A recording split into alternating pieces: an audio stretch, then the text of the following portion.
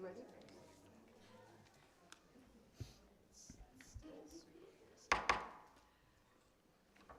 Greetings. We're calling the meeting of the Plainville Board of Education to order for Monday, February 10th. And the first item on our agenda is to do the Pledge of Allegiance. Let's see. Mr. Wesley, would you like to lead us in the pledge? I pledge allegiance to the flag of the United States of America and to the republic for which it stands, one nation, under God, indivisible, with liberty and justice for all. Thank you very much. And we are going to be doing some presentations this evening. And we're starting off with our fire poster contest winners. We're going to invite our state representative, Ms. Rebecca Martinez, up to join us. Good evening. Emily and Emma, would you join us up front here? Emily and Maya?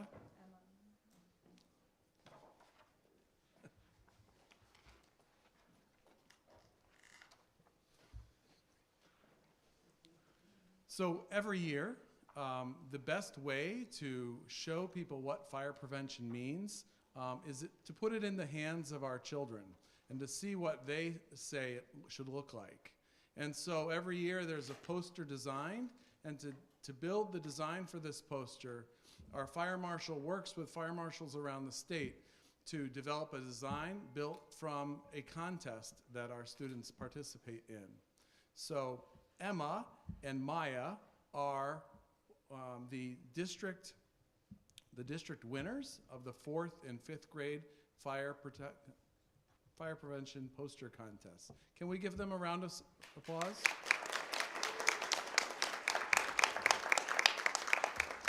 Congratulations. And we have a special treat for you tonight that, as you see, Representative Martinez, who works at the state capitol, is here to present you with some acknowledgments.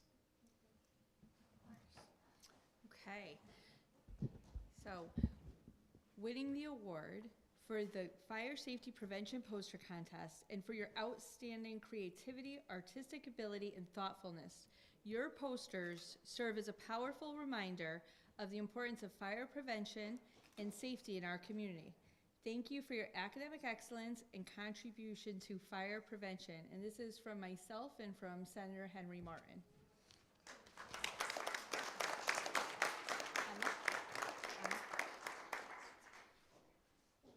These awards are as big as you guys are.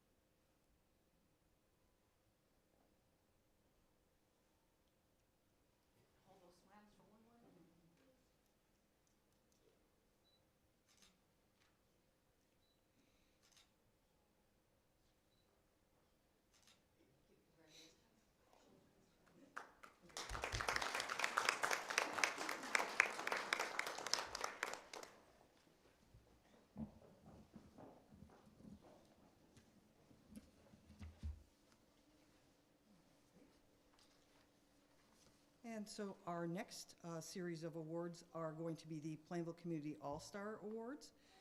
These awards began in September of 2022, and All-Stars are nominated by school district colleagues, students, parents, or community members for their efforts in making our school district a better place. The PCS All-Star Awards highlight the great acts and achievements of individuals who serve Plainville Community Schools and students with excellence. PCS All-Stars model the collaborative, communicative, mindful, and resilient characteristics of the portrait of a graduate. And the board knows that we are very fortunate to have dedicated individuals at every level of our district, and these awards allow us to celebrate a few of them throughout the year. Mr. Reese, would you do us the honor of introducing? I would be glad to do that. So our first PCS All-Star is Miss Procco. I'd have her join us up here.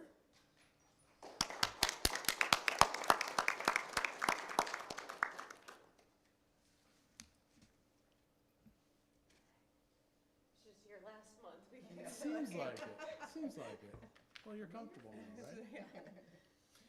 So when you are a student in elementary school, everything you know, everything in the elementary school is just the way it is. So to stand out in that environment is not as easy as it might be in another place.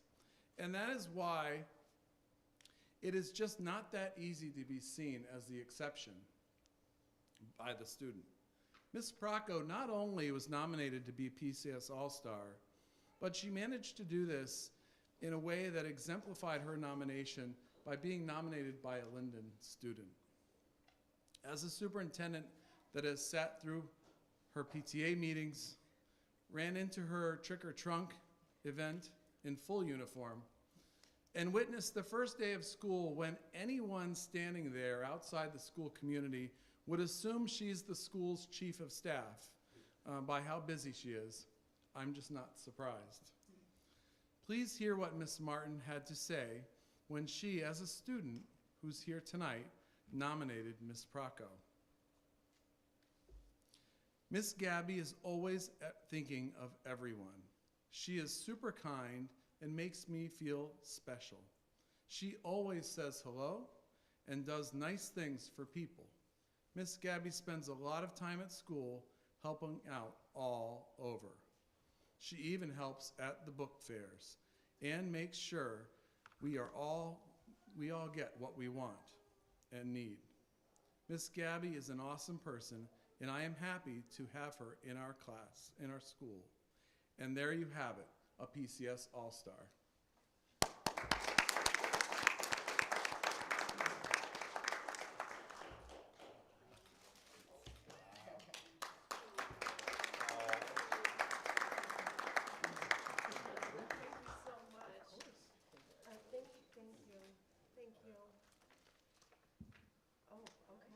Picture? All right, yes. Maybe we could have us. Can Michaela get in it with me? Is that allowed? Yeah. As long as mom says it's okay. As long as mom says it's okay.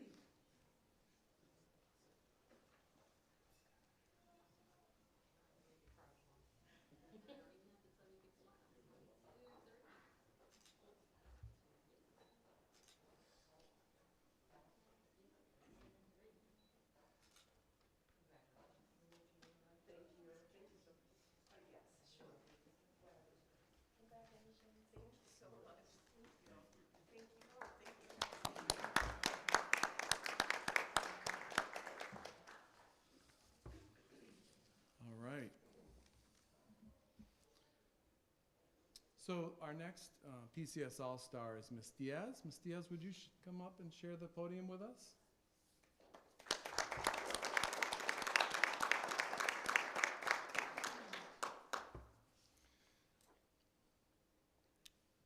Miss Meehan recommended Miss Diaz for a PCS All-Star, and here's what she wrote. As a parent, I appreciate Miss Diaz's excellent communication to parents and guardians. She sends out email updates and many reminders of concert expectations and requirements. She gives parents plenty of time to plan and prepare for concerts. Collaboration.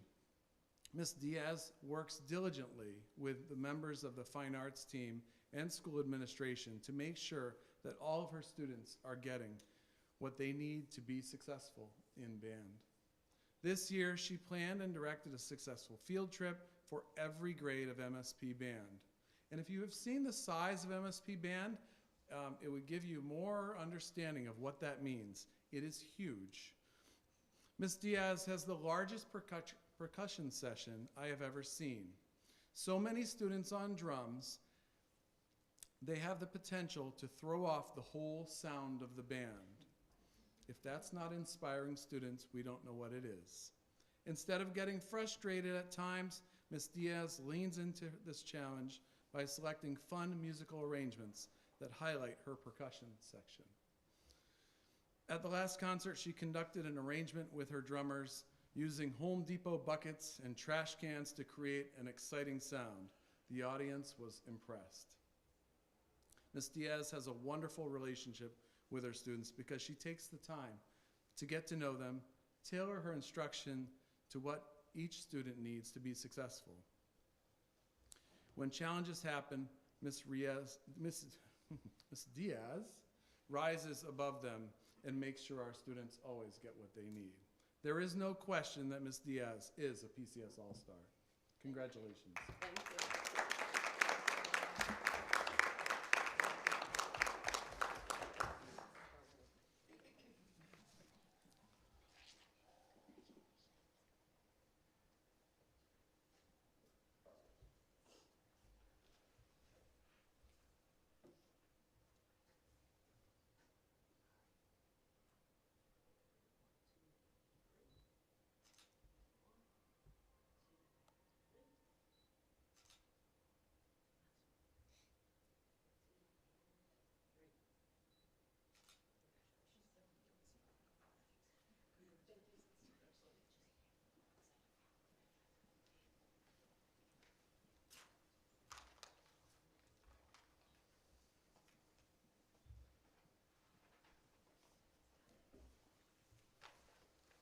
All right. Thank you very much, everyone.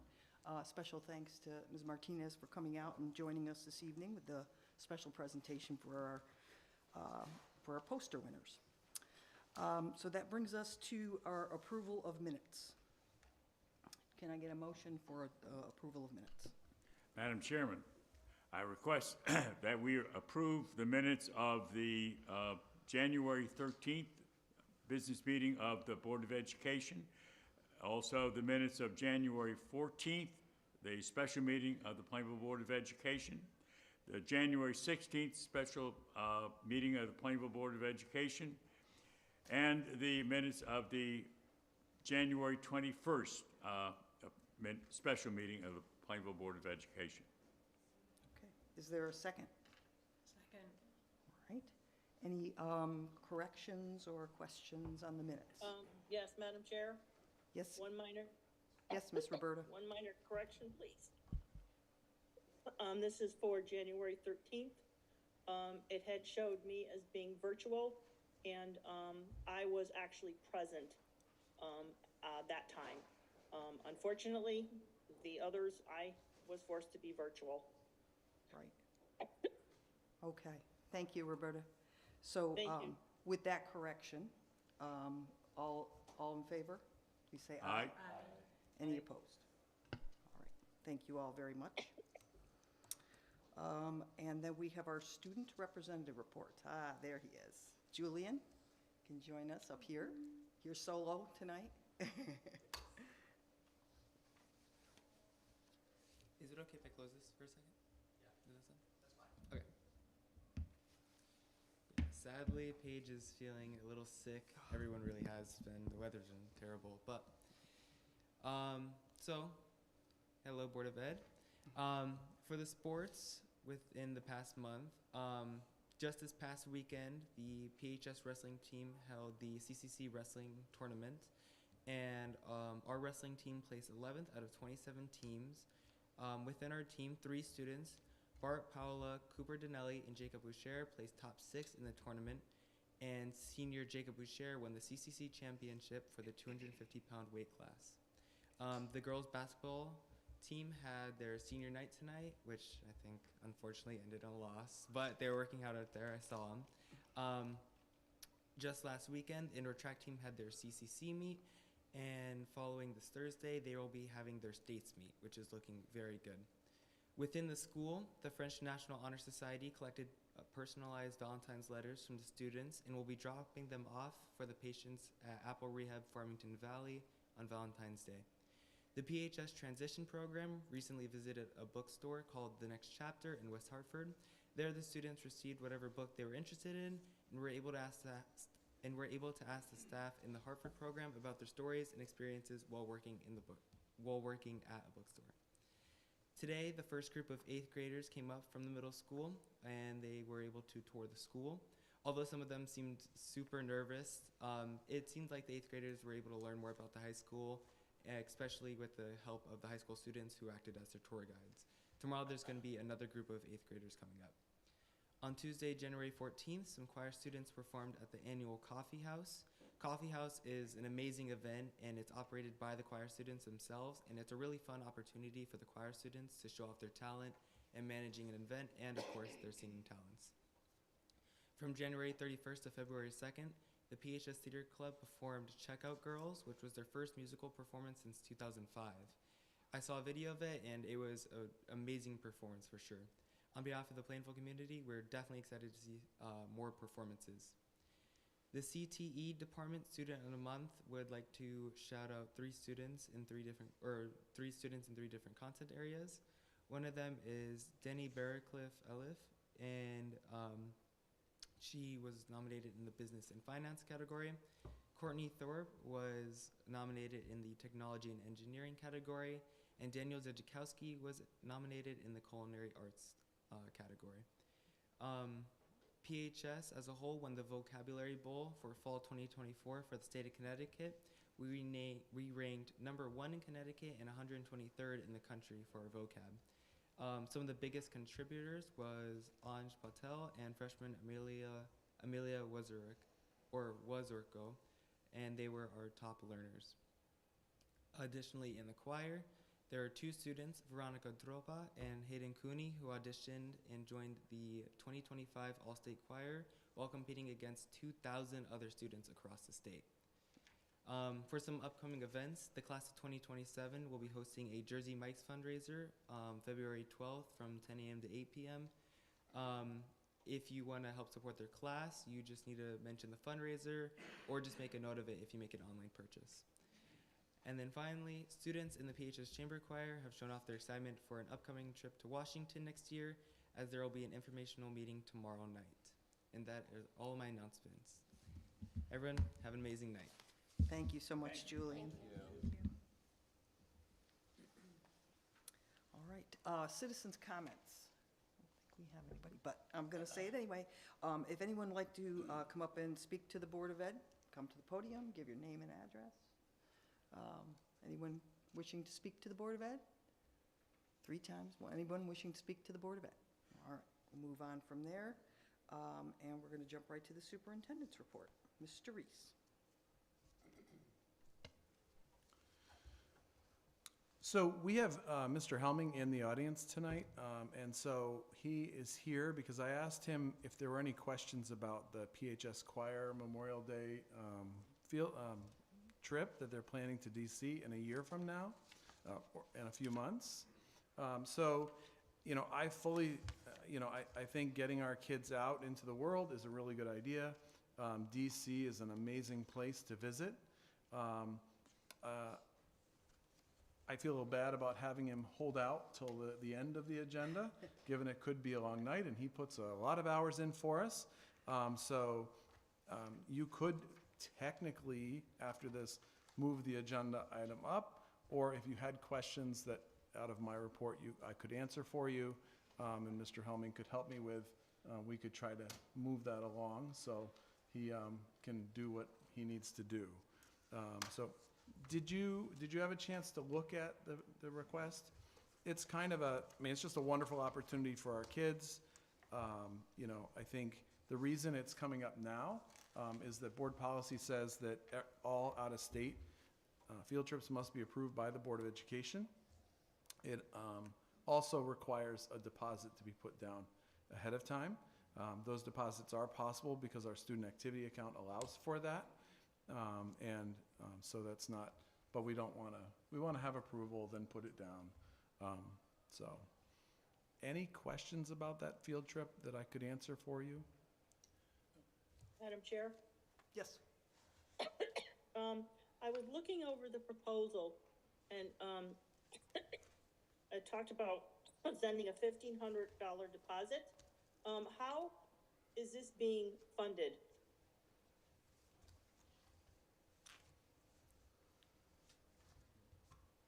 So essentially, students are fundraising and making donations, and that goes into the student activity account, and it's saved there and pays for the field trip. So then, the budget, the $1,500 that's being utilized to, have the commitment for them, that will be reimbursed through the fundraisers and the things that are going on? So it's great question, and they are funds that they've already been donated for the cause of field trips.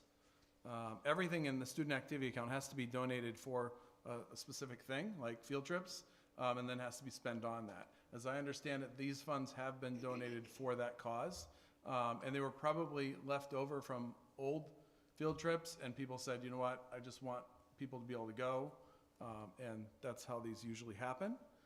If you need more detail, I could ask Mr. Helming to try to add another layer if you wanted it. And will they have enough between, that account and the fundraising they do and the, additional funds they put in to cover the costs of all this? Yes.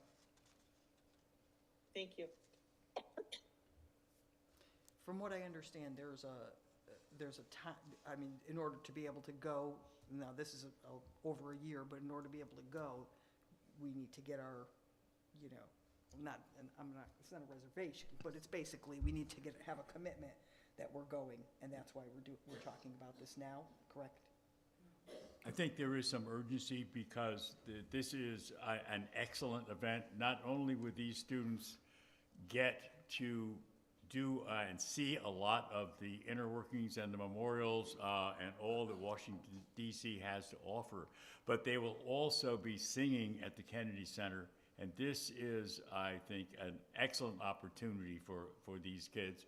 The problem is that this is a nationwide event that takes place, and that these spots fill up rather quickly. So we need to ensure that we will have space enough for our students to get in there. That is why I think it is essential that we approve this tonight.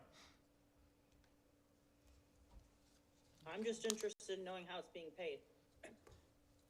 Understood.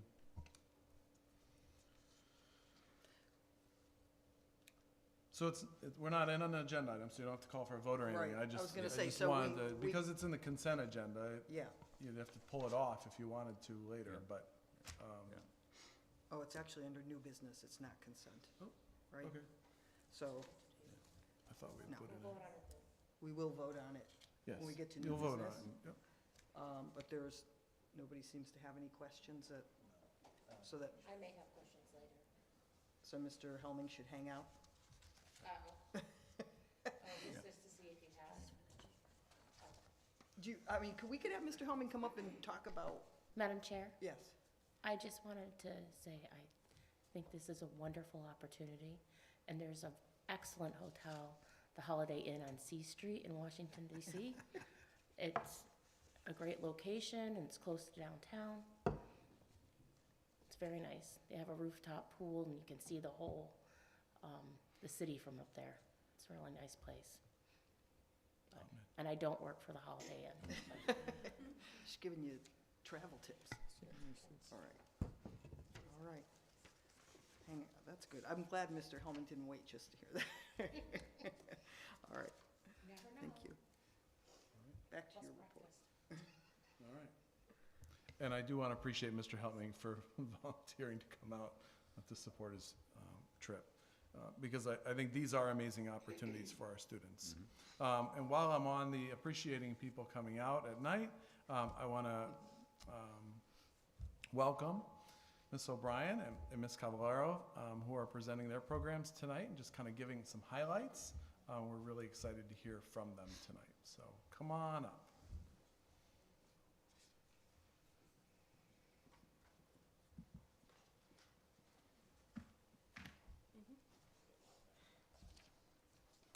Oh, here he is.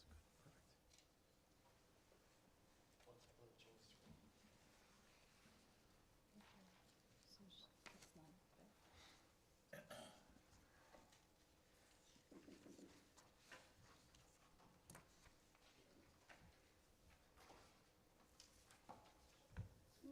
Well, good evening.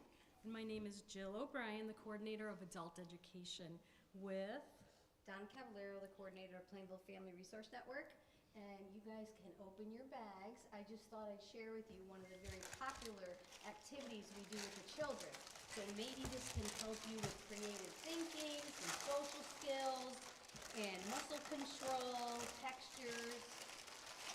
Enjoy. If you dig deep, it's there, and it's not the candies. No, it's not edible. I wouldn't recommend, it's very salty. I wouldn't recommend it.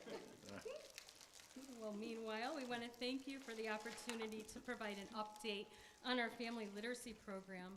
Donna and I do collaborate to provide a family literacy program, which is made possible through grant funds. Those are federal grant funds. According to grant specifications, family literacy programs must contain the following 4 components: adult education classes, early childhood education, parent education, and interactive literacy activities within families. These 4 components are delivered through a partnership between the Plainville Family Resource Network and Plainville Adult Education. This program has been offered at Linden Street School for over 25 years. While parents are partaking in adult education classes at Linden Street School, their children are engaged in Play and Learn group just across the hall at the Plainville Family Resource Network. The adult education courses include adult basic education, English as a second language, and also ESL language lab and GED preparation. Semester-based classes are in session 3 mornings per week. In addition, students partake in workforce development activities. We're going back one.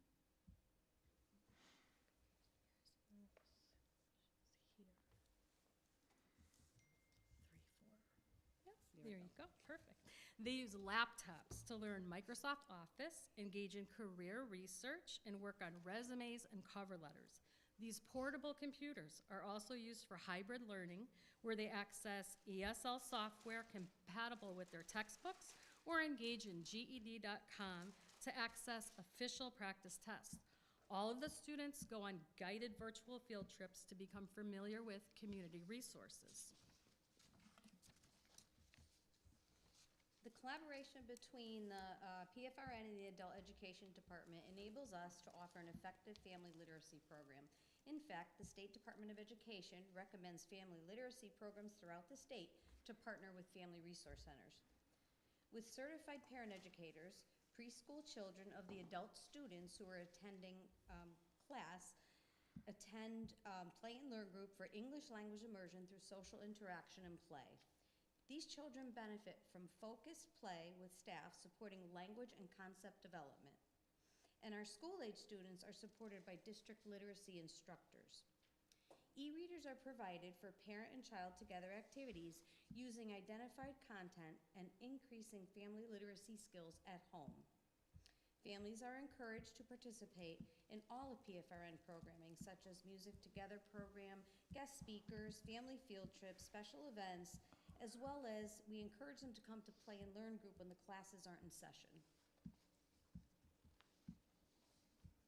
Parenting education activities are provided through PFRN and our Play and Learn groups, Parents as Teacher personal visits with certified parent educators, Ages and Stages developmental questionnaires using the Sparkler app, Circle of Security parenting workshops, Raising Readers Book Club, and a lending library with adult and children's literature available. Families also participate in interactive literacy instruction during Language Lab, utilizing technology, printed and other materials, supporting early literacy development and adult student proficiency. Through the years, program participants have engaged with many partners in our community. Currently, M&T Bank, Plainville's local branch, provides their employees release time to volunteer with our students. In the fall, they provided 4 financial literacy sessions, and they are scheduled to come back in the spring to do 4 more. Also in the fall, representatives from the American Job Center presented to students, and shared workforce information about regional employment needs and discussed tuition-free training opportunities. Staff from the Plainville Public Library visited the students to demonstrate how to fully use their e-readers and discussed all the programs that the library offers and their resources. Additionally, a pediatrician presented via Zoom offered a healthy literacy session. This session was personalized and built around the students' questions. Also in the spring semester, we are looking forward to a visit from our social services department, who we frequently make referrals to. All of the students in the Family Literacy Program are encouraged to partake in educational, family-friendly leisure activities.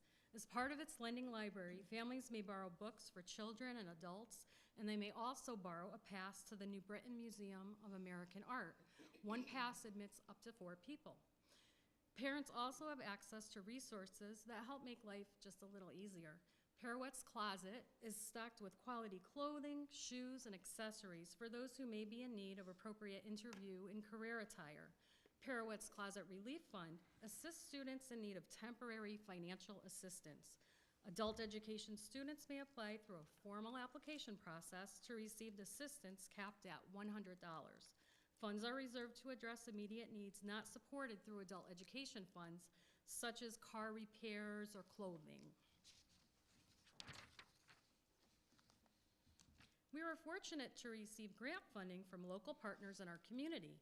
The Elizabeth H. Norton Trust provided funding to support 50 enrollments in the web-based Serve Safe Food Handler course, providing students with a pathway into services and hospitality. Students will also have access to an on-demand interview etiquette session. Students will receive support with this weekly course during their computer lab time. The Plainville Community Fund at the Main Street Community Foundation awarded $1,000 to support instructional services at the Plainville Public Library by appointment. This program was designed for students to schedule makeup classes for time they miss due to family and work obligations or health challenges. The fall semester, we had 18 students enrolled, so we are well on our way to reaching our yearly enrollment goal of 25. 13 of the 18 students were in English as a second language, which was always the most popular class in Plainville, as well as throughout the state. There were 4 in adult basic education and 1 GED student. Students' age range from 21 to 47, consisting of 14 females and 4 males, which again is a trend statewide. As you can see in the slide, we have students from 9 countries attending classes. The PEP grants are competitive and have a 4-year grant cycle. We are in our first year of that cycle, and we can expect continuation for the next 3 years, as long as we fulfill the grant requirements monitored by a mid and end of the report submitted to the State Department of Education. I want to thank you for having us, and Jill and I are welcome to any questions you may have. I do have one question. You mentioned that for the literacy grant, that's a federal grant of $50,000. Is that grant in any jeopardy as what's been taking place these days, or is that securely funded? Securely funded. We haven't received any notice otherwise. Good, that's wonderful news. Yes, Thank it you. is.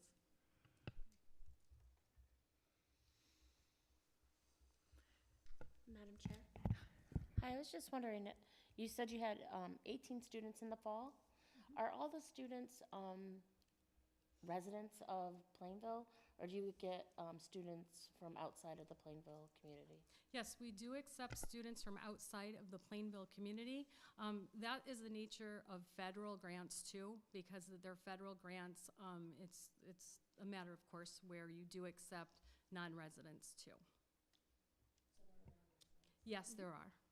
And again, this is $50,000 federally funded with no funding on our part at all. It's all federal funds. I have a question. Is there an age limit? Well, the minimum age is 17 to participate in any Oh. adult education program, Okay. and it goes up from there. Okay. So the grants, anybody can apply for them if they're a part of the program?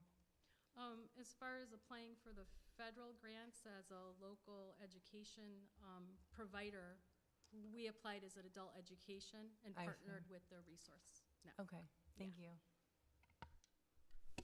Madam Chair.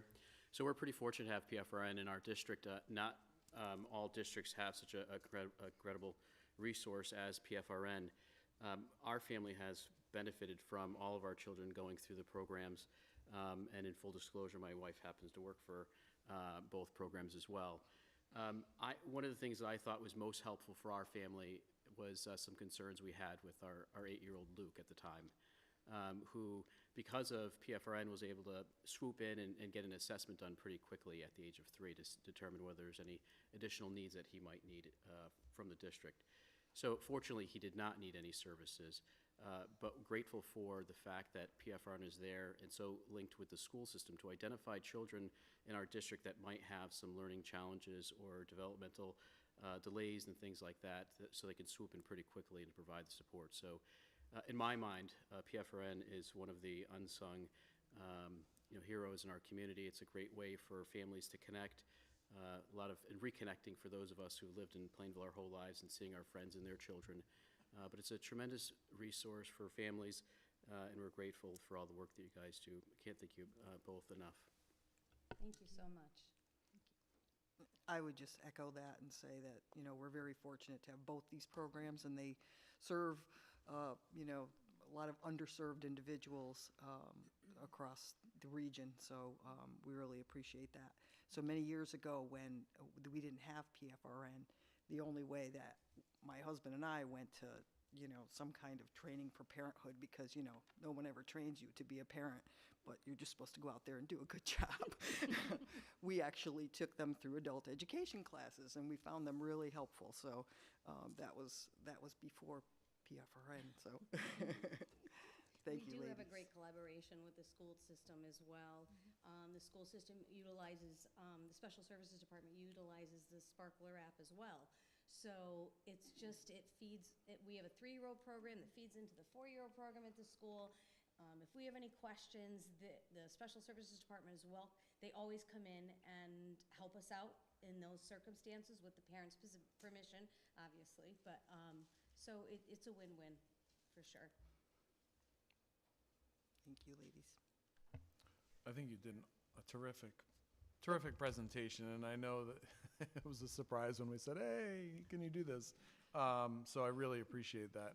I think it shows it kind of fills out kind of what being a district is, right? It's not just second grade. It is about bringing kids into kindergarten and pre-K and helping students who have already either gone through or need some support to find education. And starting that family engagement right from the beginning. We try to get them as young as we can. It's everything. So. I think I heard someone online had a question. One, do you collaborate with the Birth to 3 program? Because you said quite a bit of that. And is it just for a select group of individuals, or do you tag team, or how does that work? So PFRN is all children, all families. And we collaborate with Birth to 3. They refer students to us, and we refer to them. So it's a collaborative effort from both ends. And many times, Birth to 3 will come out and they attend our play and learn group with the children that they're working with. So we do work together collaboratively.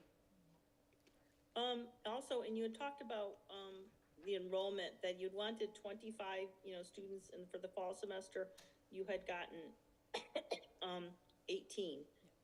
Is that for the year, or is it for just September to, January, or how does that work? And The goal also, of 25 you is had for talked the whole about year.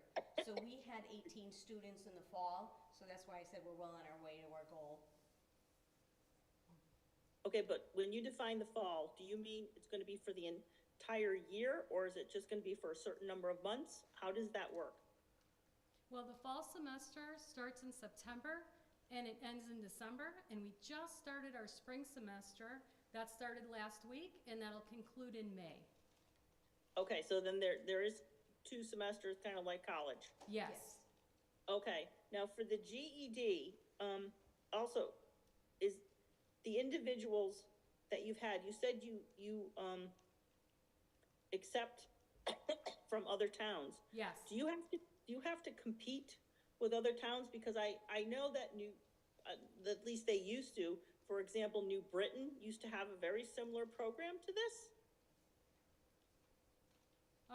Well, it is a competitive grant because it's a federal grant. But adult education in New Britain, they do offer GED classes, but this is a PEP grant, and that stands for Program Enhancement. That's the E. And so the enhancement would be the services that we acquire with the collaboration with PFRN. In the evening, we don't offer childcare. And with this enhancement program, we're able to offer quality childcare through PFRN. I'm just trying to figure out why, there was only one GED and why that wasn't, more. And that's why I was asking about, could it be due to competition? Maybe New Britain offers it as well, so more folks go to New Britain than they come here, or Bristol. I don't know. That's why I'm posing the question. Oh, why there was only one GED student in the program? Yeah. Oh, yeah. okay. Yeah, well, some students are in adult basic education, and that's a pre-GED program. They will aspire to earn their GED, but they're not quite at that level yet. So you're the pre-level? ABE, or Adult Basic Education, is a bridge program either for advanced English as a second language students or pre-GED students. Pre-GED, gotcha. That's okay, right. That explains it. Okay. Thank you. You're welcome. Can I just put in here? So I want to say thank you. My goodness, I'm really old, but 22 years ago, I brought my little Christopher to PFRN. It was a great opportunity to get him into the schools. He's still friends with, and I brought Anna later, but he's still friends with a lot of those kids that came up through. And it was important for me too, because a lot of those moms that we sat there and talked, they're still my friends today. So That's awesome. Thank you. That's awesome. You're aging me too, Crystal. I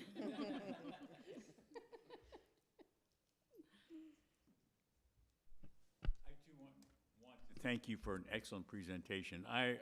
Unfortunately, PFRN was not really around when my boys were growing up, because that was a long time ago.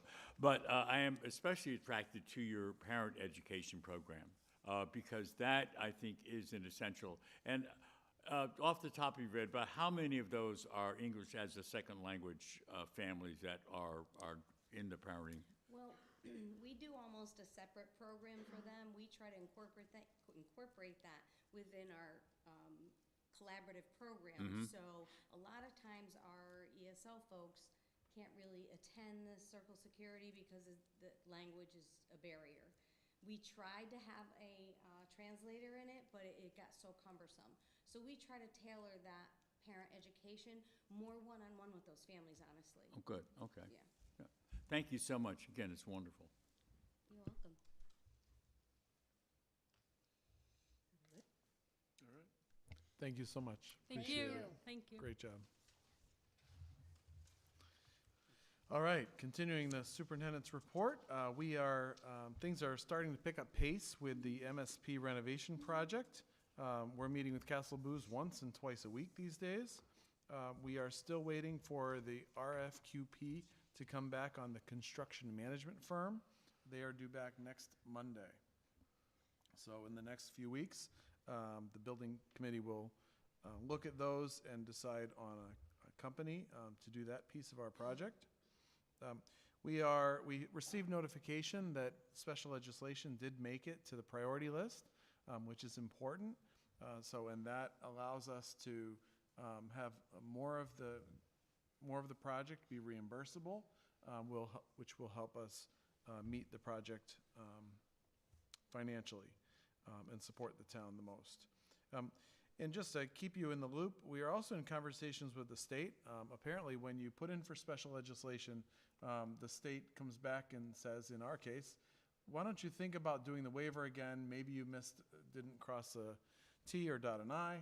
So they've asked us to redo the waiver as a possibility to avoid the special legislation. So, so we're talking with them as well. So it could be possible that that just happens with the special waiver that was denied 3 years ago. We are moving along with our social media. We have a tremendous support in Ms. Davis and Ms. Sarah, who've been so wonderful. We are at 500 followers. We are regularly getting seen and getting forwarded and all the other things liked and all that good stuff. So stay tuned with our Facebook and Instagram program. And there may be one that's a little more interesting coming out this week, or maybe not. But we may have recorded one a couple weeks ago that I think some of you will enjoy. So keep an eye out for that, or not. Program Spotlight, we were, tomorrow morning, we think around 6 a.m. The Linden Makerspace program will be on Channel 8, so we're really excited. Their reporter came right in, talked with students, talked with the principal. I offered to talk, but, the students were cuter. So I think that's going to be a really nice presentation, and they really did a nice job. So tonight is our budget talk as a board, and just to kind of frame the next few days, because that's the question we always get about budget, is, okay, so if this happens, if the board, say, approves budget tonight, what's the next part of the process? And that next part of the process is that on March 3rd, myself and Mr. Paulus present to the town council the combined budgets, which is kind of what you've seen, but in 20 minutes or less. And we do that. Then on March 4th at 7 o'clock in the council chambers, the council holds a public hearing where they let the public come in and talk to what they saw the night before. So as soon as tonight's over, the town manager and I will get to work on getting those presentations going. We are very appreciative of Ms. O'Brien, Ms. Cavallaro. We've been very appreciative lately of our town crews. If you don't know, our town crews help us with our sidewalks, with our driveways, and making sure the roads are there. And most importantly, answering the phone at 4 a.m. It's very nice of them. So we are very appreciative of them for doing that, although it would be okay with me if we didn't have to call them this week, because we spent a lot of time last week. And Mr. B and I are extremely appreciative of Ms. Legoik being so flexible and staying with us. She signed on for just a few days, and yet she's here still. So, and she's doing a terrific job. Some of us, I don't want to leave anybody out, but I know Mr. White and Ms. St. Lawrence and I and Mr. Lewandowski came straight from the DARE graduation, where you wouldn't know. Everything continues to roll along at Wheeler, and that's my experience during the day as well. So I think we've done really well on that. Because we don't have enough night meetings, just to keep it on your list, Joan is collecting kind of information on who's planning to hit the Day on the Hill program, which is in Hartford. It's part of the CABE kind of get-together legislatively, and we are planning to do that on the 12th of March at 8 o'clock in the morning in Hartford somewhere at the State House. So something that came across our radar is that we have been talking about mental health services and what are possible options for us, and what are ways to do this without significantly financially impacting the board or the town. And so one of the options we've been throwing around, and we've actually started to get a little traction on, is to put school-based health centers into our schools. School-based health centers are partially funded federal. Essentially, for us, the only thing we do is provide a space for them, and connection to technology. For that, they provide a variety of supports, but counseling type support, and they can provide a higher level of counseling support and in the medical side of it, which we do find our students needing. And what's nice about them is that if students come and they are students who cannot afford such a program, because they're partly a state funded program, it allows those kids to attend, to be part of that program for free. And that's one of the differences between them and other types of providers. It essentially makes it so if you find yourself having mental health needs, you're in the middle of 7th grade and things that you didn't see that coming, essentially, your parent can talk to the school and connect, and the program is right within the school building. They don't need to go drive to a counselor. It is all essentially like a program within the schools. It's not one of our programs, but people have found it to be very, very successful in providing to parents who may find it really inconvenient to suddenly start having to drive to Hartford a couple afternoons a week, because that doesn't fit into many people's schedule, especially when they're, having difficulties. So that's we are in the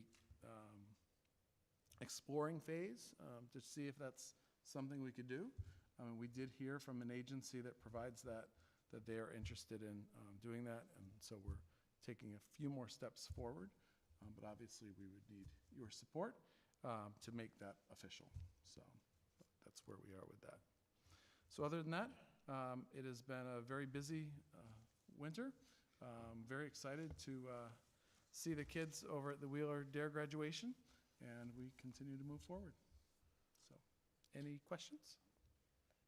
The school-based health center, is that just for mental health care? So that's a great question. So it can be mental health care, like behavioral health. It can be that and like a higher level, like psychiatric health. It can be that and dental. And if you go in fully, which I'm not sure we have the space to do, it can also be medical. What you typically do to start is to start kind of in the behavioral health and see what the demands are for additional services, and see what happens. So Hi. it can be or it can be more. Madam Chair, may I? So for the school-based health centers, it seems to be a segue into keeping parents out of the loop. And that's my concern. Because when something is in the school, then you reach high school level, and then before you know it, you have services being provided, and the parents don't know about it or don't agree with it, and it becomes this sticky little wicket. And a lot of unintended consequences can come from something that isn't thought out fully. And that's my concern, especially with mental health and psychiatric care, because then you're talking about prescription, psychiatrists prescribing medications or not prescribing medications. And granted, what you had said about the parents can call the school, I foresee it being more that the school is calling the parents or the guardians to say there's a concern. And granted, it's nice to have something close by, but Wheeler Clinic is right around the corner. So it's not that children all have to go to Hartford for these services. And there's many services available right in New Britain and downtown as well at CMHA. So there's a lot of unintended consequences to having school-based health centers. Also, there's the concern with HIPAA. If a child was to be seen here, and them being a minor, it's like, where do you start to draw that line? between confidentiality and, not allowing parents to know exactly what is going on. So I was just wondering about that too. So, great questions. So there is a process. You do need to work with parents. This is essentially is something parents would access for their students. It is not, it's not a way to subvert parents. I appreciate the concern. I hear you. But the rules are the same. The HIPAA rules all apply to them, and the FERPA rules apply to us. So to have any conversation, parents have to get involved in the process. So it's not it's no different than saying, we think you need more support. You can you can go down the road to a clinic, or if you want, here's the phone number to the one that's here in the corner office. So it's not, it is separate. And if the clinician, and again, we're in a very looking into it phase, but if the clinician says, I'd really love to talk to the school staff, they make you fill out all these forms to say, well, can I speak with the principal, or can I speak with the psychologist? That would be helpful to me. I can appreciate that, but there are, like I said, it's a segue into other things. And keep in mind, girls can see the doctor for birth control pills and for other things under Connecticut law right now without being an adult, and the parents don't need to know. So it just, like I said, it can be a segue into other things that are, I don't know that we want to open ourselves up to that kind of legality issues as well, down the road, if anything was to come back and come of something that we provided the space, and who didn't know this and who did know this, even if it's somebody that, had depression and became suicidal or something, being in their school. It just, there's a lot of things to just keep in mind. It's not something to take lightly. I think we really need to know more information about what the process would be, obviously, because I think it's I don't think that's the way it works, Yeah, but- I understand those concerns, but as a parent who was looking for my daughter to have a counselor, to have help, and her friends also, I'm hearing it was so hard to find someone. So as long as it's, being done through parents and as a little clinic in itself, I think that's great to have it here, because I know we were trying to find someone for one of our kids, and it was so hard to find time or to find a match for your student too, and to find your kid, or to find that match, to find the time. I used to come get her at noon because 12 o'clock, this lady was booked all afternoon. I would come and pick her up at noon, and so I think it would be great, as long as these concerns are taken care of. But I think it would be a great opportunity. Madam Chair.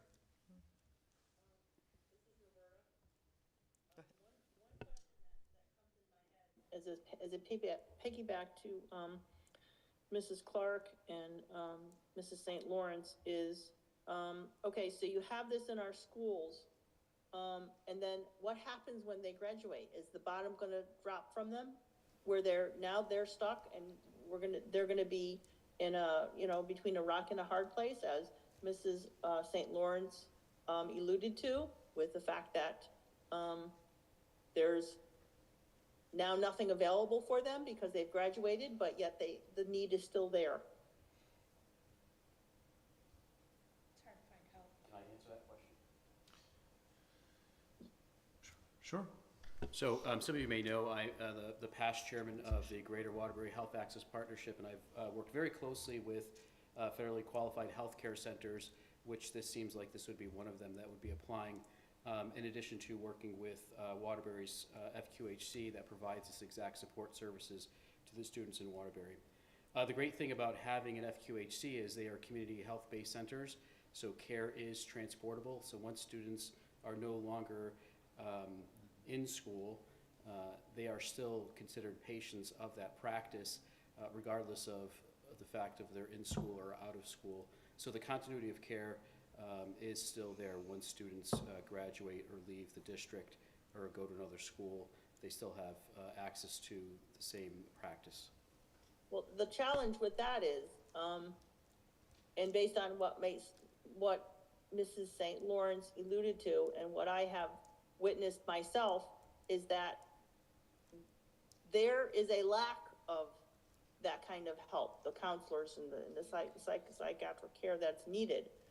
So how is that guaranteed that they will get that, no matter what it is?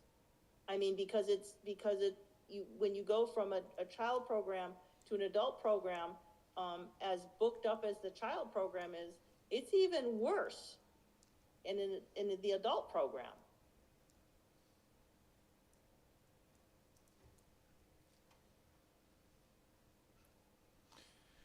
So, I think, I think your concern for students as they become adults and their care is very real, and I share that concern.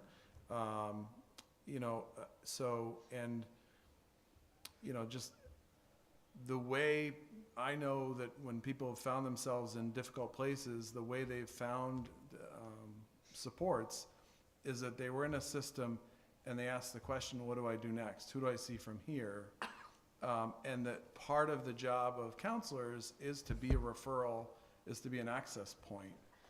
So in some ways, again, I'm sharing this with you as a preliminary kind of, here's something we're thinking. We think our numbers actually would support us getting one without a lot of process. So I think it's a great opportunity. But I'm not trying to make you make a decision. I'm just sharing that with you. So just to keep that in mind.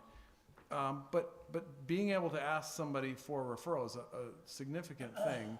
And any of these companies have, that provide these programs have to be big enough where they have a whole system pretty much that covers most of the state that they can rely on, which is one of the benefits they have, is that they have people that they can refer to within their own system while the students are here, if parents support that get a lot more access than we could give or that one counselor can give because it's a large network. So I think it's a very valid concern. I think the question is, would they be a little closer if they had somebody they could at least ask for the referral, who's outside in that world, who's connected to a larger organization. But again, I'm not trying to sell you. I'm just sharing with you the concept. And obviously we need to get some answers to some questions, and that's great. So. Mr. Reese, this is Rachel Buchanan. Sorry if it's difficult to hear me. My voice is kind of shot. I understand that this is an exploratory situation, so I'm not looking for answers, just looking to raise the questions that are coming to top of mind while we're discussing. If this is in our school, is there a separate entrance? We have additional people coming and going, security concerns. Are they leaving during class to go down and do this? Those are just some things that are coming to my mind. I'm sure that's all logistics that you guys would work out before presenting it to us. I'm just trying to get the understanding of if this, I had a similar situation when my daughter was at PHS. We also had to pick her up from school and make sure she had services that were available outside of school. And it wasn't easy, but taking care of your children is your main job. I guess we were just, as parents, would want to be as involved in that process as much as possible, and would want to make sure as limited as possible that it wasn't happening when she was supposed to be in a class, for example, unless absolutely necessary. Thank you. So, and that's all. So in terms of security, I mean, any contractor we have in the building has to go through our security process, right? So anybody who's here has to do that. So that's one piece. I think the other element is that, and again, we're getting a little bit ahead of ourselves. I would ask us that we are, consider that. But they really talk with the student, the parent, and make arrangements. I know a lot of these, a lot of situations where they're meeting right after school, or a little bit after that. You know, it's typically that the parents are part of that scheduling process. So, and people do this regularly in different districts. So, you know, but we'd be glad to get you information about that. All right. Sorry, I thought that was going to be a quick kind of, you know, sharing, hey, this is something we can do. Didn't mean to make it into a longer conversation. So. All right, so. Are you done? I'm done with my report. I have one question all the way back at the budget. If members of the community had questions about our budget, is there still a link up? So there's a link on the school district website. You can go on there and ask a question about the budget if you want to. All right, I wanted to mention that publicly because I thought we had that there. Excellent, Okay. Thank you. Madam Chairman, I'd like to make a request that perhaps we would consider now to move item C that is under our new business to just move that before we get into subcommittee reports. In deference to Mr. Helming has been here all day and has to be back here by first block tomorrow morning. And I think he does have a very important and I think an excellent opportunity for our students to present. I would just like to move that item and if you will move that to the agenda, then I would be in a position to make a motion to approve Mr. Helming's request. So you're making a motion to move it first, so we will need a second? Yeah. Second. We have a second. Any questions on that? All in favor, please say aye. Aye. Any opposed? Okay.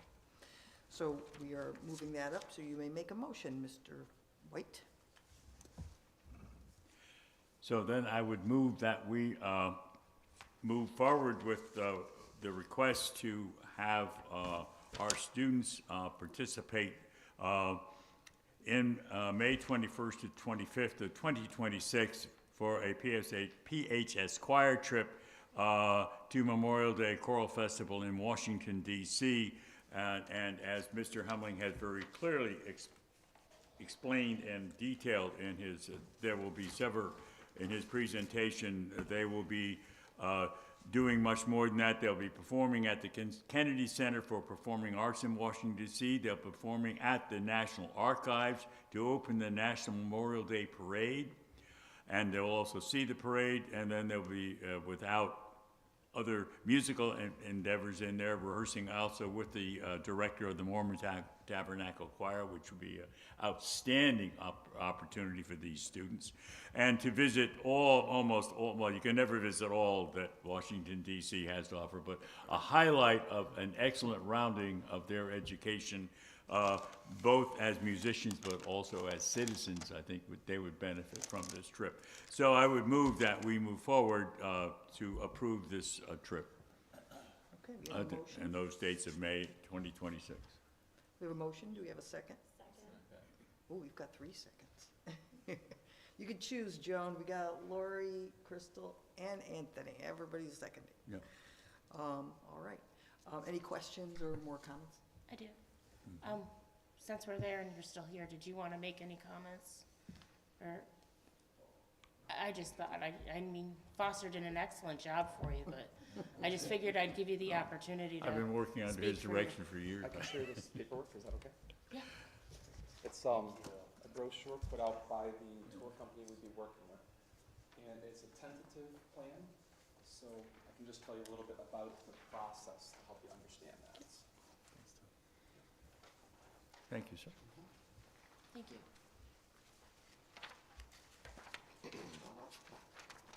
So as was mentioned, we're seeking approval on this early in the process because there are only 380 student spots or performer spots available across the whole country. And typically they are booked by March or April. So if we want to have this opportunity, it's something we'd have to secure and reserve the spots for within the next few weeks. That said, Why is this an opportunity to do now? Because next year is the 250th anniversary of our country, so we thought this would be a good tie-in to what they're learning in their social studies and history classes, as well as the musical opportunities that present itself that were mentioned above. And also for the process of the timeline, like I said, we need to do that deposit, but before we do the deposit, we want to make sure there's Board of Ed approval in place. And secondarily, tomorrow night, we're going to be having a meeting with the parents of the students who will be attending to make sure we have enough interest to be able to participate too. So we're going to take care of the Board of Ed approval side and make sure there's interest and commitment from the students and families before we proceed with the deposit as the next step. How many students do you anticipate are going to be interested in? The pricing, which is located in here, as you'll see, is adjustable based on the number of students who attend, because there is cost savings as more people are able to attend. So our goal would be to try to get the chaperones and student total to 50, which gives us the best price point for everyone involved. Typically, the chamber choir has about 24 students in it. Next year, we're going to aim to have somewhere between 40 and 45 to increase that number and get us up there. So ideally, that's where it would live, but it's also going to be dependent upon who can afford it and is able to, because this is not at all funded by the budget that you approve. It is completely funded by students. Even the deposit is funded by students. So at tomorrow night's meeting, one of the things we'll be doing with parents is talking about what the options are and looking at fundraising opportunities. We're going to be opening up the idea of program ads for concerts like we used to do years ago. In addition, we're going to be reaching out for sponsorships for students. I've had a few teachers talk to me already within the school. They'd like to do some sponsorships, and looking at community partnerships as well, especially reaching out to veterans organizations like the VFW and asking them to potentially host some fundraisers for us on our behalf to sponsor some students.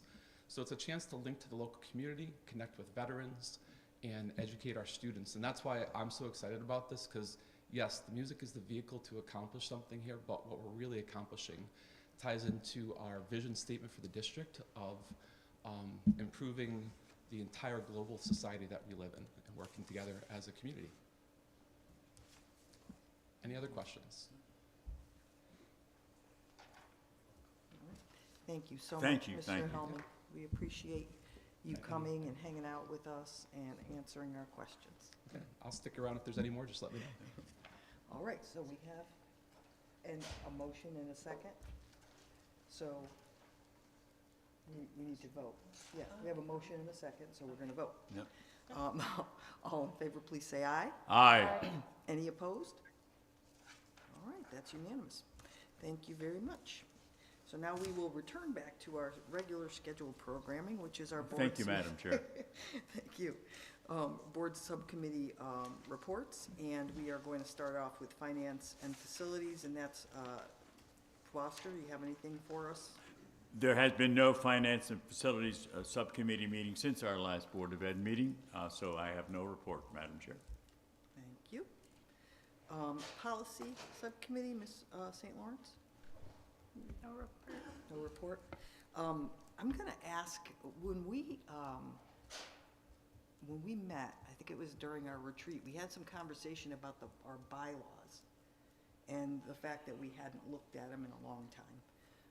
So maybe that could be something, Mr. Lewandowski, that you can put on the policy schedule, and Sure. let's see if we. Yeah, absolutely. And it would be nice is if maybe the board looked at it too, you know, kind of everybody puts their eyes on it just to see if there's anything there we, you know, we think we'd want to tweak or update or whatever. Yeah, what I could do is put together our current bylaws and then the Shipman recommended bylaws side by side, so you could just look at it and make comments. Beautiful, thank you, sir. All right. I'm missing Lori. I'm going to skip over the curriculum for the moment. Outreach, we have not met, but we did discuss doing some things with outreach. If we can get past the budget season, we will do that. Plainville High School PAC, Mr. White. The PAC has not met since our last meeting. Their next meeting will be on March 12th, and their final meeting of the year will be on May 14th. Okay. Toflon Elementary currently is vacant. If anybody is interested in filling that role, just let me know. I may try and do it myself, but I want to make sure that if anyone else would like to do it, I'd like to defer to them. Linden Elementary School, Mr. Bruzis. Linden PTO is off to a pretty busy start this new half of the year. This coming January, they had a movie night.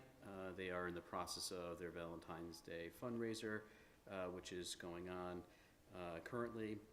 In a couple of weeks, there is the Puerto Vallarta fundraiser on the 25th, which all proceeds, 20% of all proceeds will benefit the PTO. Coming up in the near future as well is the Family Festival, Leprechaun Bingo, which is coming up on March 13th, as well as Monster Jam, which is on March 30th. A couple other things on the horizon is the excellent start to spring on April 12th, Dare Graduation, and as I shared, the Family Fest. So lots of things happening. And as I was looking over their balance sheet, it's a quite robust amount of cash that they've been able to save and also have access to. Awesome. Thank you. Middle school PTC, Ms. St. Lawrence? The MSP PTC met on Tuesday, January 14th. Unfortunately, I was unable to attend because of the budget meetings we had, but they discussed a lot of upcoming events. They had a fun bingo night on January 29th. And they just talked a lot about the spring dance and some 8th grade events that will be coming up.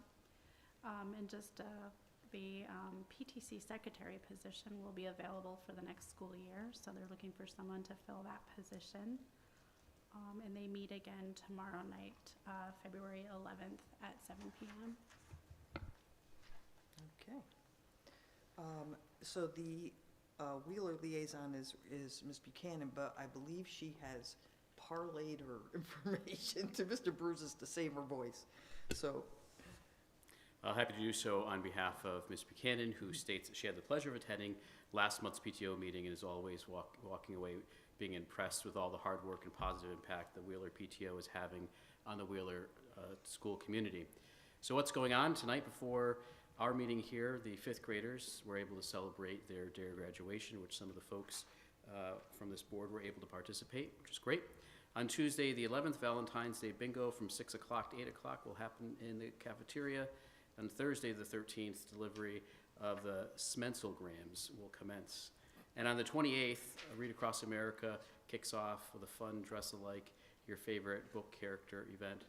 The next PTO meeting is on the 20th at 6 o'clock in the library. And Ms. Buchanan states she would like to thank Mr. Batchelder for his support and leadership. It's evident when attending the PTO meetings that Mr. B is a support and is always available. We wish him a continued healing and recovery and look forward to see him back at the helm when he's ready and able. Okay. I do not have a correct council report. As far as curriculum,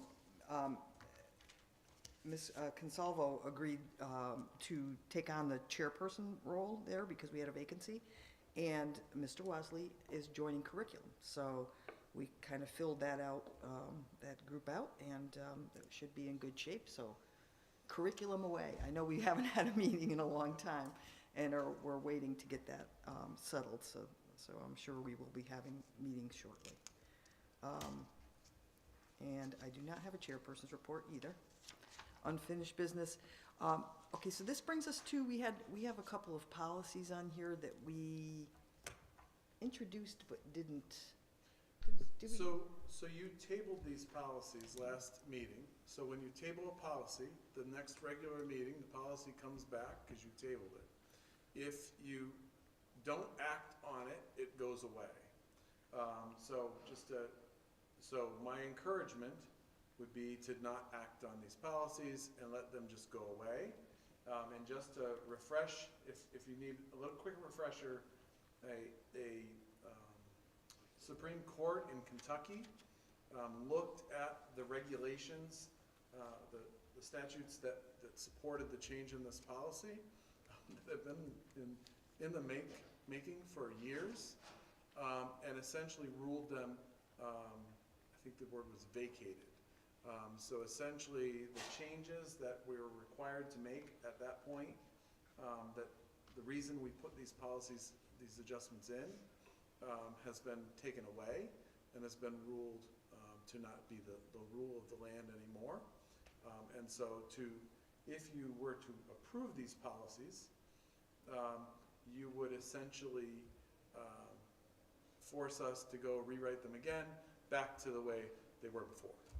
So I would ask you not to do that. All right, so we will. Correct. Because the federal law, essentially, the understanding changed during the policy process. But if we don't do anything, it means the current ones stay. Yeah. Correct. Okay. Correct. Thank So, does that make sense? I know Yes, kind of And a vest pocket veto. Ryan, I will just add that we did get official word from the U.S. Department of Education that we are going back to the 2020 rules, which is the current policies without these changes, so. So our current policy stands and isn't. Yeah, this revision goes away. Okay. Thank you. That brings us to our new business and board open forum. Is there anyone that would like to add anything? Yes, Madam Chairman, I would just like to make everyone aware, hopefully they know this, but the Coalition for Positive Youth Development has been working on for an extensive period of time of getting a very comprehensive community resource guide, reverting it from its old form of a paper form. Now it is a totally interactive online resource that there will be access to it and information on it in all of the schools, at the library, and I just got an email today that this has now finally been finished from Sinea. And this will now have the ability of someone can go either to the Board of Education site or to the town site in itself and get access to this resource guide online. It will give them all the various different providers in town. Then you can actually get to that resource guide, click on the vendor that you think may help you get food, get mental health assistance, get shelter, whatever else you might need, and it'll get you right into that site, or it will also connect you to a phone number you can actually, the person can speak. There'll be business card signs in each of the locations where the notice will be. That will have a QR code right on it that you can access. They'll also be produced, and they're in maybe a couple of weeks before we get these out. There will also be magnets, business card magnet sizes you can put on the family fridge. So if there is a need at home, then you can just take your cell phone, go right up to the little QR code on this and get access to it. Can I ask a question? Thank you. Yep. Foster, how was that program paid for? That is all paid for by the coalition out of and the work that we do. It was a grant that they received. Yeah, there was a grant. Fully that they funded got. grant. So full disclosure, for those that know or don't know, I work for the United Way. I would say that this is a duplication of a service that already exists. We have probably the most comprehensive and robust platform in the state of Connecticut, which is the state-funded process by which folks can get access to supports and services. 211ct.org is by far the authority on all aspects of supports and services, which also includes youth here. The problem with creating a tool like this, you need somebody to manage and maintain that on a regular basis, which I guarantee probably the person that's monitoring the system doesn't have the bandwidth to be able to check in with each of those organizations and entities to confirm whether those programs and services are still fully operational. As we know, funding ebbs and flows extremely quickly in the not-for-profit sector, and when I see things like this, which happen even in the community I work in, very well intended, But usually after a year or two, they're obsolete because the information changes so quickly. Well, that's why it is different from what now exists. This had been in existence as a paper form. But what would happen once they would print this document, it would go out and it would be, next week, it would be outdated. This is, it is local, it is really designed, you know, for local usage. But there are statewide agencies that are on this. There are people in youth services that are working on this and keeping it up to date. What's the name of it? What's the name of the organization? It's the Coalition for Positive Youth Development Plainville. Actually, if anybody would like to serve on that, we are always looking for other people to do that. It has been in existence. I know the coalition has been in existence more than 15 years, I think. It did such things in the past as just put out lawn signs. We don't serve. It's illegal to serve drinks. We put these would be put out just around graduation and prom time. Just other services that the coalition has been putting on. Healthy Plainville, combining with the old Plainville Healthy Plainville Coalition, working on different events. It is a group of concerned citizens in Plainville that really are just trying to work out processes for positive youth development. Foster, excuse me, is this the same group that sold the Plainville Care signs? No. The small ones that were on the lawns? Okay. Thanks. All right, anybody have anything else for the board open forum? I just wanted to say that it was really nice to see the play that the kids worked so hard on, and they all did a fabulous job. And I wish more people got to see it. But it is on YouTube, so if anyone that hasn't seen it, you can go onto YouTube and it should be on there. They said they were going to post the link soon. And that's all for me. Anybody else? Yep. I'd like to thank Lyndon for the invite for World Read Aloud Day. I think it was last Wednesday.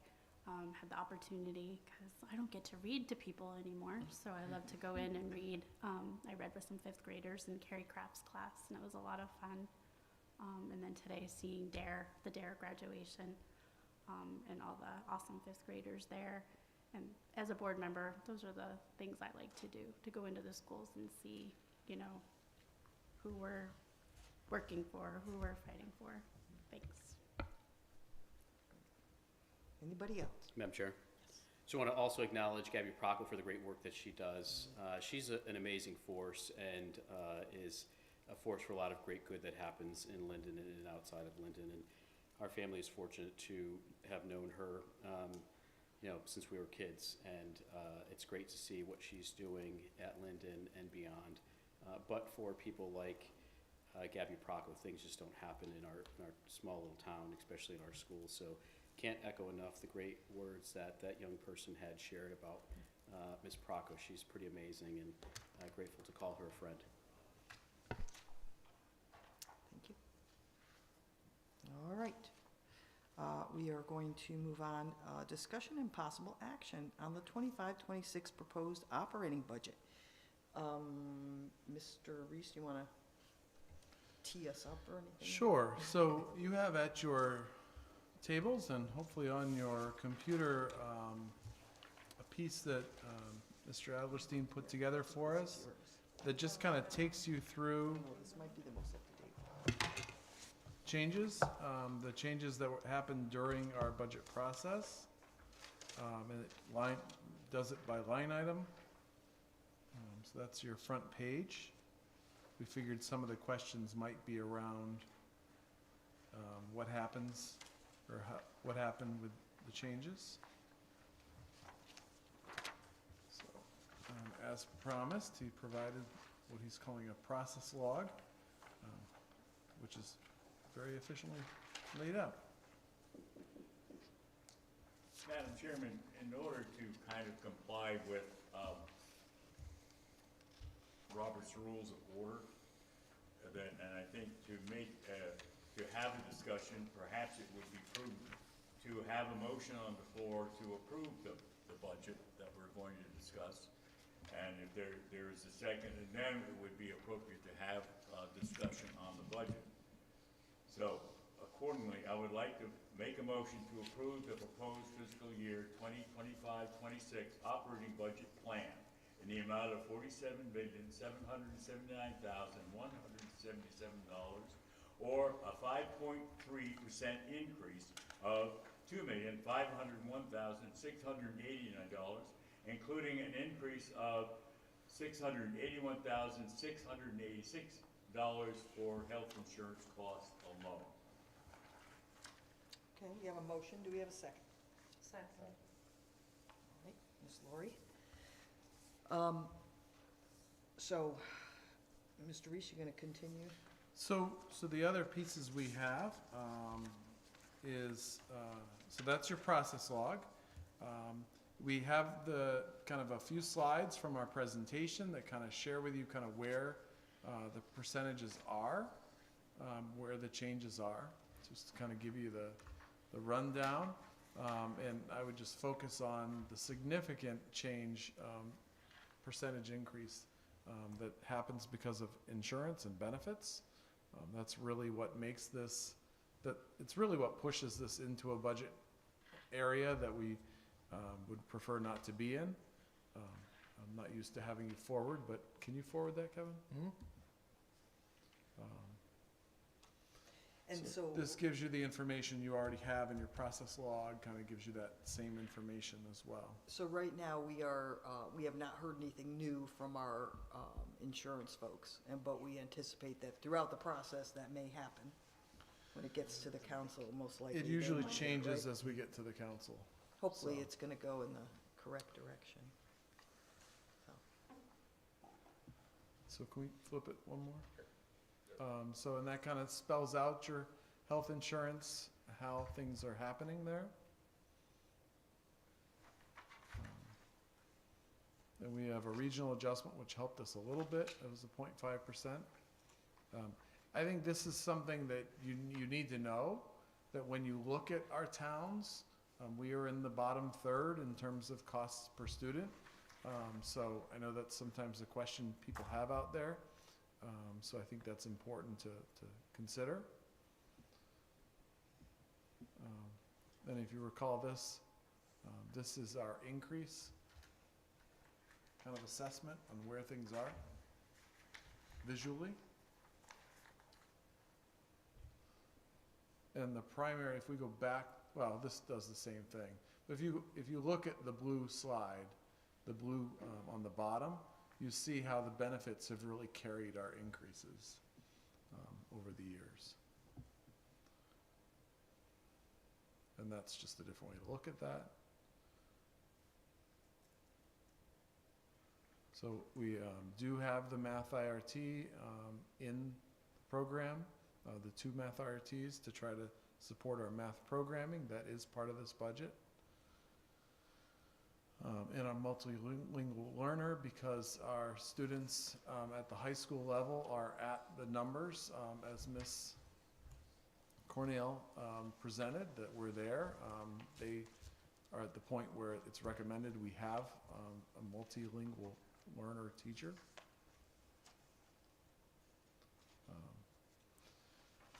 Just to give you kind of an excess cost, so this is something you're hearing about in the news, where the governor put in another $40 million in the FY27 year, and then $15 million in other places in special ed. But that $40 million is to try to start to address the issue that's been happening here. Whereas in 2007, they would take 100% of our kids who were over 4.5 times our spending for the average, for the everybody else, and they would take care of that at 100%. They have gone from 100% down to under 64% for us. So there's a lot of pressure on the state to address this because we are actually getting one of the higher percentages compared to other towns. There's some towns that are getting significantly less. And it's really, these are the students that need services that are, well beyond,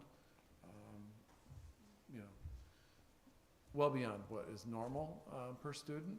And that's why the state is kind of on the hook for those students for the leftover piece, but it has not worked that way. So question with regards to that piece there, if the budget does pass as recommended or proposed by the governor, what do you think that percentage may look like for us as a district?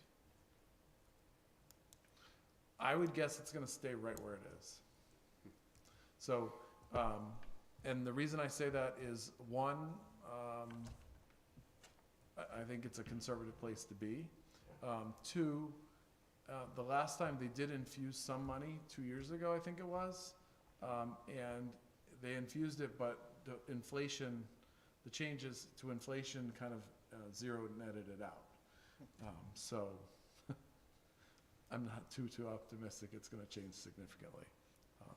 And it's a problem that's been growing for years. They should have dealt with it when we were talking to them 12 years ago about this issue and how it was, they essentially capped it for years and years, and it's not something you can cap. The tuition rates have not been capped. But they are looking at other ways to address it. They're trying, but it's a lot of money for them.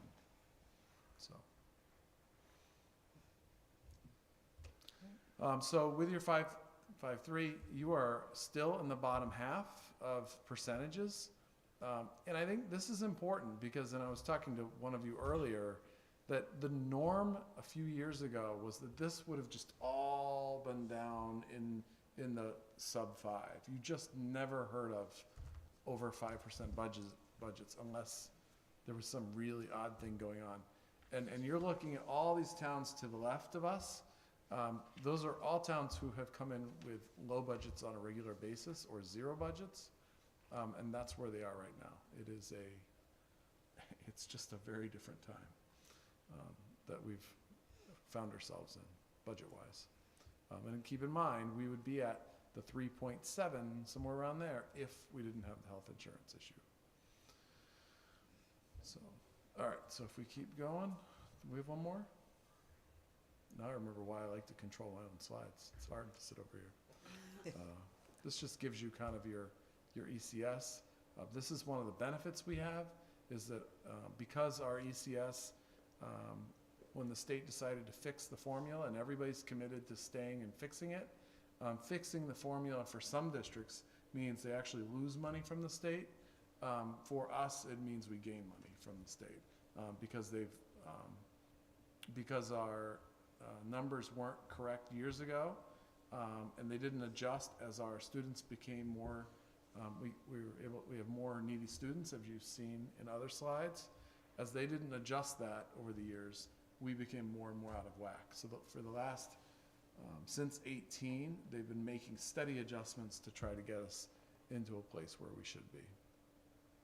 And this is one of the last years, and it's a pretty sizable jump.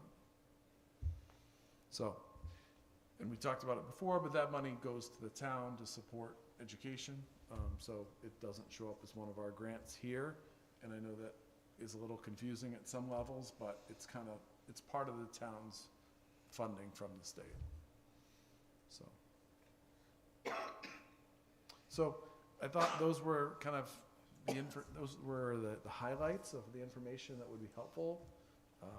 I tried to anticipate your questions, and thinking, what about that slide that we talked about this or that? So happy to answer questions, and if they're hard, we'll send them over to Mr. Sam. Madam Chair? Yes. I just have a question of, what again is the percentage of the budget that's contractual? That we cannot change because of contracts?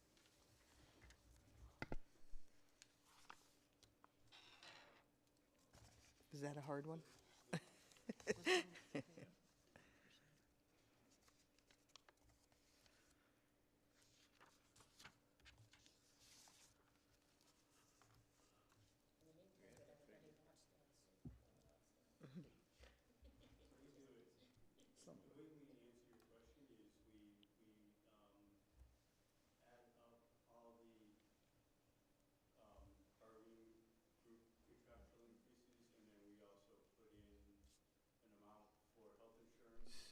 sorry, thank you. So we add up all the bargaining unit increases, put in an amount for health insurance, and then a small amount for inflation. And when you add up that, it's 4.52%. No, I mean, No, the overall. the percentage of the budget, is it 20% of the budget? Is the total for all that? The total for all that's $2,046,000 of, For all the contracts? No, she's talking about our overall budget, the 47 million. How much is Bennett salaries and, right? Is that what you're Yeah. asking? I'm sorry, can you, I don't mean to give you a hard time. No, Can you no, no, repeat the no. question? 'Cause I'm So, not totally sure what so you're if, say our budget was $1 million, of the $1 million, how many hundreds of thousands of dollars is on salary, contractual? So is it like 500,000? You know what I mean? Of the pie, if you're looking at the pie. yeah, so of the $47,779,000, $30,697,000 is salaries, which is 64% of the budget. It's just salaries. Yes. Yeah, so it's. I'm sorry, that's 64% of the budget If you go increase. Back up in the slides. 64% of the budget increase is salaries. One more. One more. One more. One more. Oh, okay. Does that help? a Yeah, little I'm bit? just trying to figure out what the total is, not different, not the difference of it, A but the little over. 40 million of the 47 million. Is salaries 40, and benefits. okay, so, 41. so by and large, the largest part of the budget is non-negotiable because it's under contract. Okay, so the place of a large amount of the budget is placed by contracts and unions and those Sure, sure. And- entities. And so, just to carry that further, you know, if you go down to line 5, we don't set tuition rates. We've kept the students about the same number that are out, but the tuition rates continue to rise.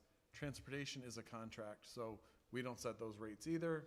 Utilities are, we don't set those either, although we could try, but it hasn't gone well in the past. But so yes, and probably another solid percentage of that falls into the category of we don't decide, you know, so to your point. Thank you. Helping your point. Thank you.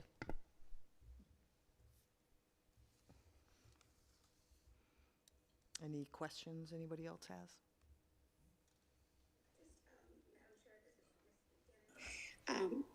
Just a follow-up to what Cassandra just said, though those salaries are not negotiable at this particular moment for this particular vote, they are still within the control and negotiation capabilities of this board. Correct. Thank you. Okay, anybody else? So maybe I'm gonna do a voice vote just for Ms. Jones' simplification. So Anthony, are you in favor of it's a yay or nay for the? Yay, okay. Mr. Bruises? Yay. Ms. St. Lawrence? Yay. Ms. Consalvo? Yay. The chair is a yay. Mr. White? Aye. Oh, see, you have to be different. Ms. Clark? Aye. Gotcha. Ms. Buchanan? No. Okay. And Roberta? Ms. Laurier? No. Okay. All right. So we have is that 7-2? I could do math at this time of night. And we passed that budget. Thank you so much. Thanks to everybody. I know it's not pretty, but it is what we have to do. All right, brings us to, we did our item C, we're going to item D, suspending the policy for school calendars. So I'm going to let Mr. Reese talk a little bit about, we have a policy in Plainville of putting our calendars out 3 years in advance. Is it 3 or 4? So you have a policy that says provide 3 calendars in your February meeting. Okay. So for the subsequent 3 years. So we have done that. We want to be prepared if that's where you want to go. During building projects, a lot of times there's a lot of conversation around, can you stretch this summer? If we had another week here, it could help.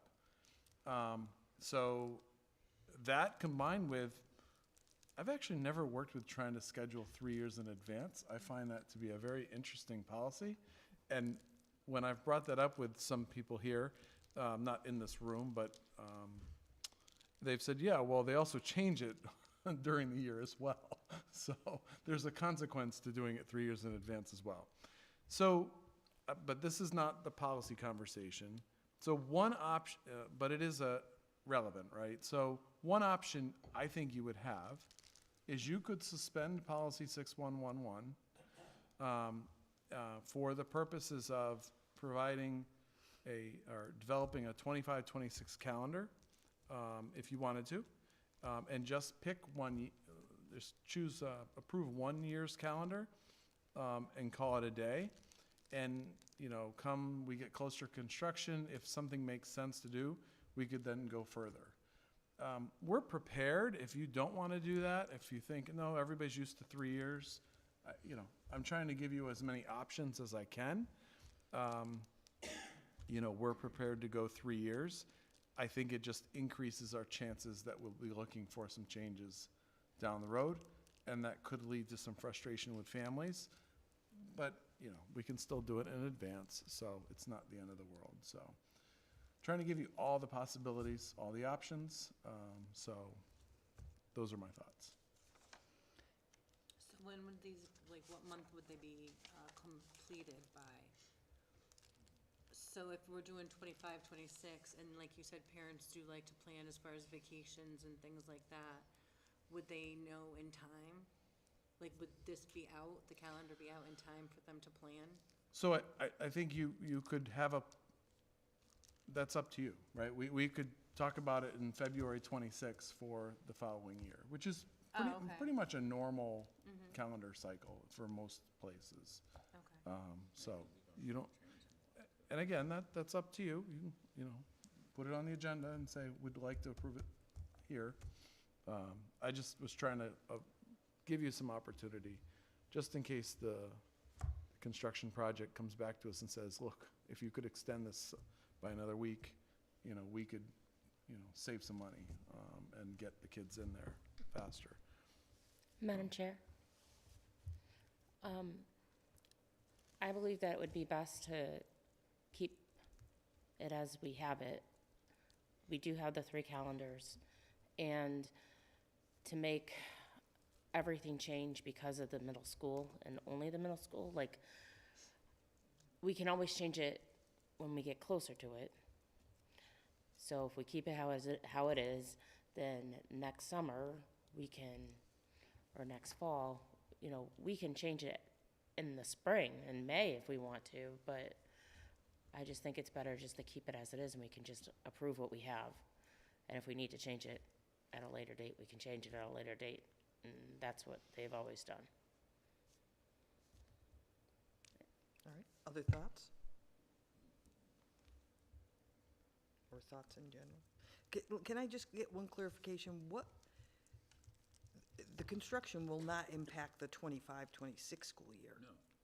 It would be impacting the 26, 27 school year, correct? We won't start construction until 26. So what I would have you approve the 25, 26. Okay. Even if you suspended the policy. Gotcha. Does that answer? Yes. Yep. So in other words, it's not next year's calendar that we Right. feel is. I would definitely approve at least one, because you want to let people know what's happening. You want to let people be able to make plans or whatever it is they want to do. Has the next year's calendar, has that set the graduation date at this time, or, because this year we've set the graduation date. Correct. At the date after we have set the schedule. But we have not yet set a graduation date for 26. Correct. And we would do that later. Yeah, the graduation date, you could put in your motion to make the graduation date the current last day of school per the calendar, and it stays. That's one of the legal changes that happened a couple years ago.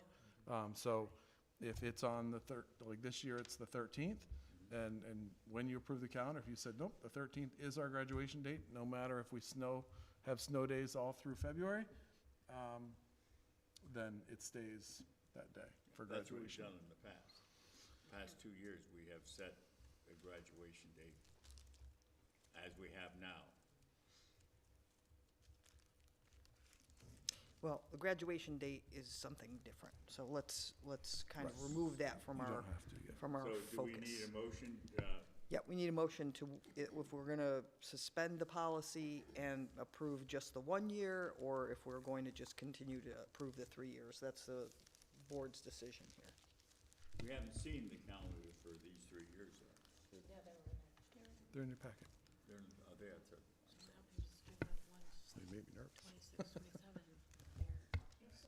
Madam Chair? Yes. I think we should suspend the 3 years and just approve this year. I think approving 3 years in advance just creates more problems, because then you're going to realize that you're going to need to shift it. And if people are planning 3 years in advance and then it gets shifted, then they're really upset. Whereas if you plan a year in advance, but not 2 years in advance, you kind of start to assume, well, I don't know, I'm cutting it close. Maybe I'll push the trip a week back. But then when you don't, and it's not there, I feel like you create less disappointment by doing it 1 year at a time as you do with 3 years in advance. Especially with construction projects, like there's always going to be that in the future. I can't imagine how this has been. There's been a lot of changes. There's probably been a lot of changes. So, just as an aside, might be something to look at policy-wise. Maybe we look at, I don't know if we're that, this is the only thing I know, right? Because this is the only board I've served on. But maybe this might not be a very usual practice. I don't know. Madam Chair? Yes. When we did Linden and when we did Wheeler, did we have to change? Did you not do the 3 years at a time? We did the 3 years at a time, and we had to make a lot of changes. Yeah, we did make changes. Before the end of, like But the now- policy stayed in place, and you Yes. did the 3 years? Yeah. Okay.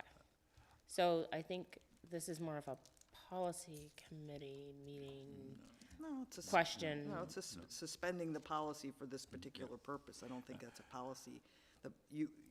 Policy can look at it and say, does it make sense to continue this policy? That's one thing, right? But this is just for our current function right now. We're looking at how best to deal with it. Jared, would you amend your motion to say that we suspend the policy but approve the budget for 25-26? No one made a Oh, motion. I thought you made a motion. I'm sorry. Well, then I would make a motion that we suspend policy number 6111, but approve the calendar as submitted to us for 25-26. Okay, that's a motion. Is there a second? Okay. Any comments, questions? All right. All in favor, please say aye. Aye? Any opposed? Aye. We have one opposed. I think I heard, I think I heard 2 ayes. I'm not okay. sure. Roberta, are you good?